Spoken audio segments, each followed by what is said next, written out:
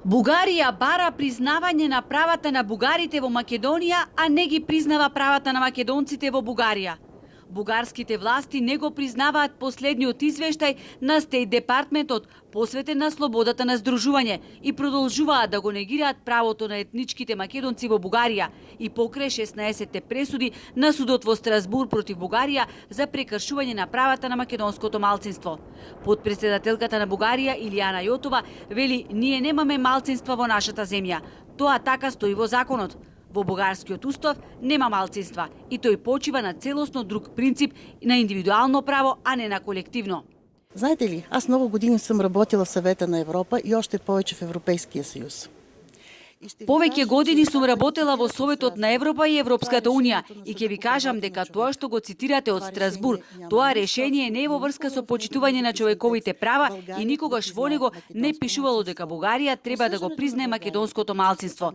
Така што никогаш никој и по никој основ не барал и нема да бара Бугарија да признае какво и да е малцинство, бидејќи во Страсбур се почитува бугарскиот устав. Јотова при денешната посета на Охрид потенцира дека Бугарија ќе продолжи да работи за заштита на правата на бугарските граѓани во земјава, но исто така истакна дека Бугарија нема да каже да за членство на Македонија во Европската Унија. Впишувањето на бугарите во уставот на земјава не бил главен проблем за тргање на бугарското вето. Ако познавате добре договора за добросъседство между двете страни, вие ще видите, че нито един от текстовете вътре на практика не е реализиран вече 5 години. Ако добро го познавате договорот за добрососедство меѓу двете земји, ќе знаете дека ништо по тие прашања внатре не е направено во последните 5 години. Прво, поставените услови за одредени текстови во учебниците од средно, кои треба да бидат дефинирани од историската комисија меѓу двете земји и тие соодветно да бидат вметнати во учебниците. Второ, ние бараме отворање на архивите за случаите со лицата кои покажале бугарска самосвест. И на трето место, тоа што за мене е исклучително важно е сквернавењето на спомениците.